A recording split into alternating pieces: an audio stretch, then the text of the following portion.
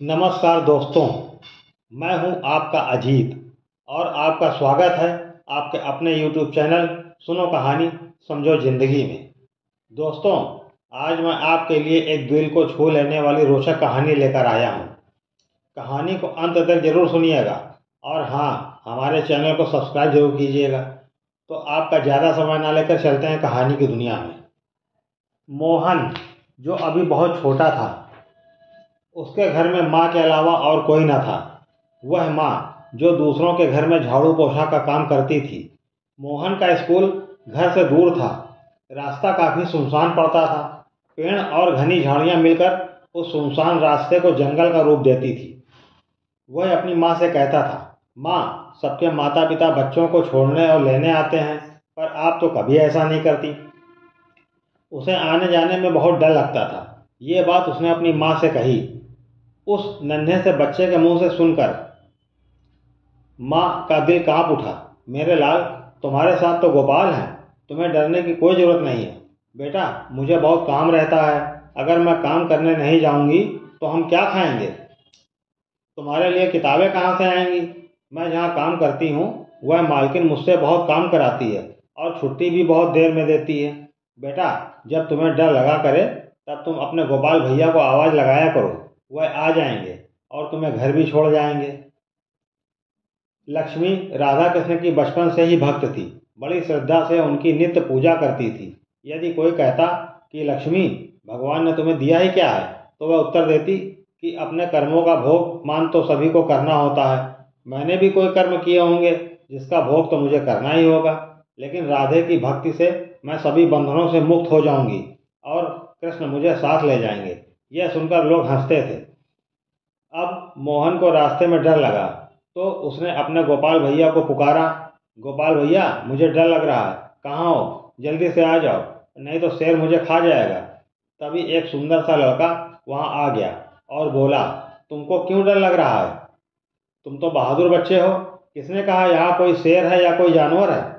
मोहन बोला, भैया, स्कूल में पढ़ने वाले लड़के मुझसे कहते हैं, वो कहते हैं मोहन, तुम अकेले जाते हो, देखना किसी दिन शेर तुम्हें मिल जाएगा। इसलिए भैया मुझे डर लगता है। वह बोला कि कोई मुझे अपने साथ नहीं बिठाता है, ना मुझसे बात करता है।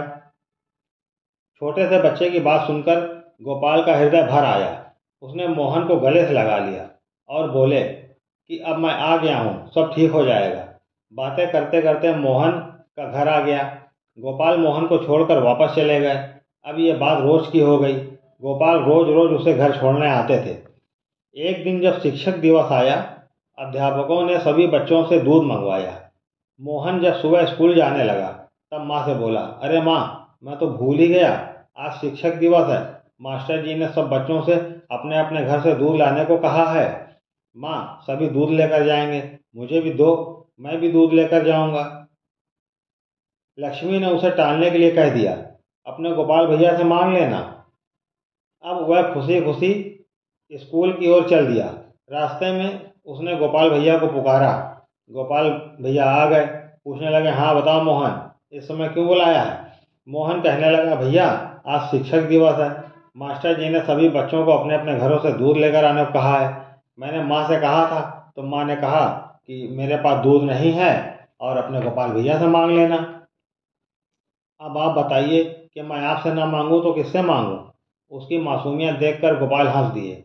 उसकी और तुरंत एक छोटी सी लुटिया उसके हाथ में पकड़ा दिया और बोले, अब मोहन तुम स्कूल जाओ। मोहन लुटिया देखकर बहुत खुश हुआ, क्योंकि लुटिया दूध से भरी हुई थी। स्कूल में सभी बच्चे बड़े बड़े बर्तनों में दूध लेकर आए थे।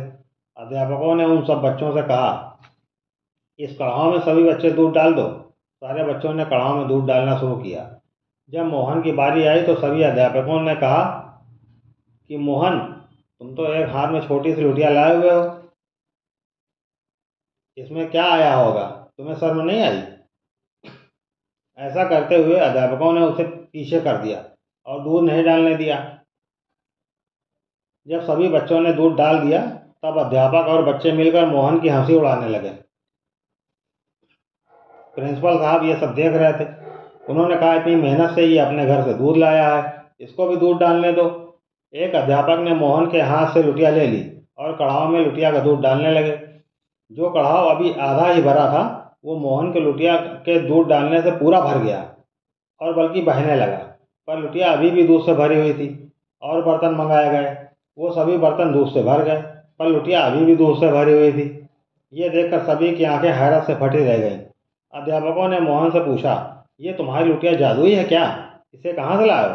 मोहन ने मासूमियत से कहा, मास्टर जी, रास्ते में मेरे गोपाल भैया रहते हैं, उन्होंने ही दी है। सुनकर अध्यापकों का लहजा अब मोहन के प्रति थोड़ा नरम हो गया। उन्होंने कहा, क्या तुम हम लोगों को अपने गोपाल भैया से मिलवा सकते हो? मोहन ने कहा, मेरे गोपाल भैया यहाँ नहीं आएंगे, वह तो मुझे रास्ते में ही मिलते हैं। जब मुझे डर लगता है मैं उन्हें बुला लेता हूँ। अध्यापक बोले, चलो मोहन, हम सभी तुम्हारे साथ तुम्हारे गोपाल भैया से मिलने चलते हैं। और सभी मोहन के साथ गोपाल से मिलने के लिए चल पड़े। मोहन सभी को उस जगह पर ले गया जहाँ वह गोपाल से मिलता था।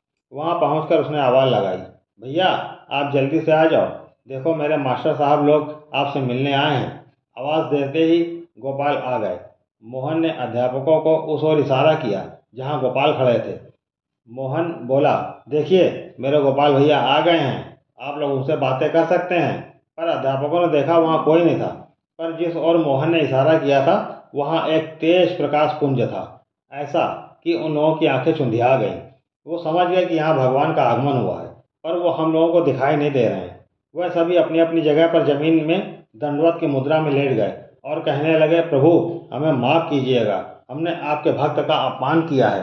तभी एक आकाशवाणी हुई, तुम लोग पापी हो, गुरु कहलाने लायक नहीं हो, क्योंकि गुरु होते हुए भी तुम लोगों के मन में ऊंच नीच का भेदभाव पनपता है।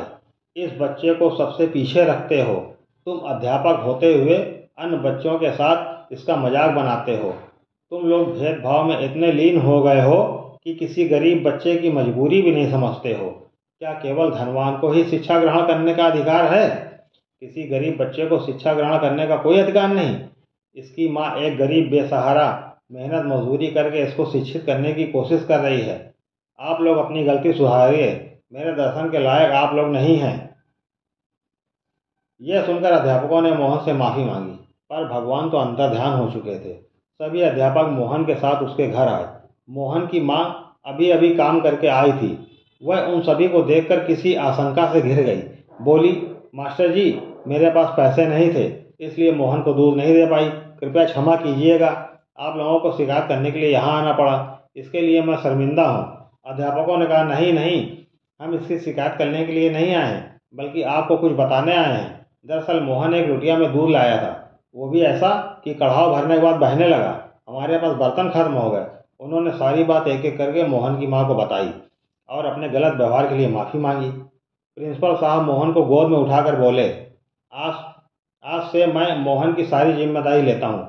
यही नहीं, और भी जो गरीब बच्चे होंगे उनकी भी मैं मदद करूँगा।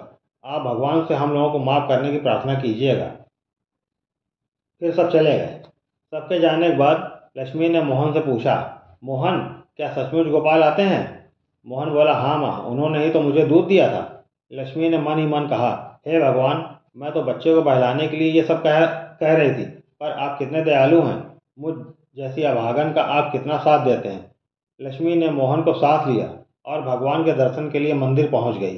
भगवान के सामने दिया जलाकर रो रो कर भगवान का आभार प्रकट करने लगी। यह देखकर जितने भी गांव के लोग थे उन सभी की आंखें नम हो गईं। दूसरे दिन सुबह सुबह किसी ने दरवाज़ा खटखटाया। लक्ष्मी ने दरवाज़ा खोला, देखा एक शेर जैसे व्यक्ति खड़े हैं। ध्यान से देखने पर लक्ष्मी खुशी से उछल पड़ी। वह व्यक्ति और कोई नहीं, उनके पति नरेंद्र थे। आश्चर्य से लक्ष्मी को देखते हुए नरेंद्र जी ने पूछा, लक्ष्मी, क्या मुझे पहचाना नहीं? मैं नरेंद्र हूँ, तुम्हारा पति। लक्ष्मी कहने लगी, अंदर आइए। अंदर आने पर नरेंद्र और लक्ष्मी एक दूसरे के गले लग गए।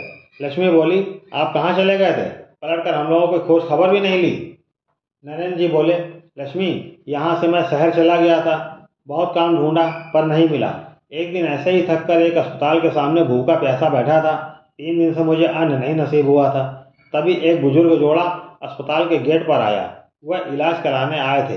वह अंदर गए और जब मिलकर बाहर आए तो उनमें से वृद्धा मुझे बड़े गौर से देख रही थी। जब अंदर गई थी तब भी वह मुझे गौर से देख रही थी, जब बाहर आई तब भी।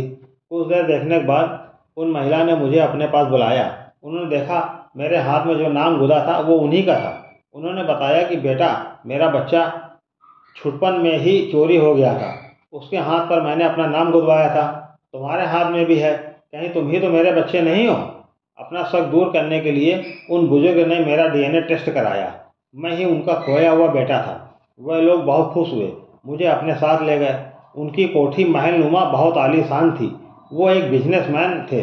उन्होंने कहा, बेटा, बहुत दिनों से हम तुझे तलाश रहे थे, सोच रहे थे कि हमारा बेटा होता तो हमारा हाथ बटाता। बेटा, अब मुझसे ये सब नहीं होता, उम्र काफ़ी हो गई है, आज से तुम मेरा कारोबार संभालोगे। तो लक्ष्मी, मैं उन सब में इतना व्यस्त हो गया कि मुझे कुछ भी याद नहीं रहा। अब तो मोहन भी बड़ा हो गया होगा, स्कूल जाने लगा होगा। लक्ष्मी ने मोहन को जगाया और उसके पिता से मिलवाया। मोहन की खुशी का ठिकाना ना रहा। नरेंद्र जी ने बताया, कुछ दिनों से तुमको और मोहन को मैं सपने में देखता था। मेरे कानों में जैसे कोई कहता था, नरेंद्र, तुम्हारी पत्नी और बेटा तुम्हारा इंतजार कर रहे हैं। ये बात मैंने तुम्हारे सास ससुर यानी कि अपने माता पिता से कही तो उन्होंने तुरंत मुझे तुम्हें लेवाने के लिए भेजा है। लक्ष्मी, मुझे माफ़ कर दो जो इतने दिनों तक तुम लोगों को कष्ट में छोड़ा, और तुरंत मेरे साथ अपने घर चलो। लक्ष्मी समझ गई, भगवान ही मदद कर रहे हैं। नहा धोकर लक्ष्मी, नरेंद्र जी और मोहन सबसे पहले भगवान राधा कृष्ण के दर्शन करने मंदिर गए और सारी तैयारी करके शहर की तरफ चल पड़े। पहुंचने पर सास ससुर उन्हें देखकर बहुत खुश हुए। मोहन को गोद में उठाकर प्यार करने लगे। मोहन भी दादा दादी और पिता से मिलकर बहुत खुश था। लक्ष्मी ने घर में ही भगवान राधा कृष्ण की मूर्ति स्थापित की और दीन दुखियों की सेवा करते हुए खुशी खुशी जीवन व्यतीत करने लगी। अब भगवान का दिया उनके पास सब कुछ था। बोलो राधे राधे। तो दोस्तों, आपको ये कहानी कैसी लगी कमेंट में लिखिएगा। अच्छी लगी हो तो लाइक कीजिएगा। हमारे चैनल को सब्सक्राइब करना ना भूलिएगा। जय भारत। फिर मिलते हैं अगली रोचक कहानी में।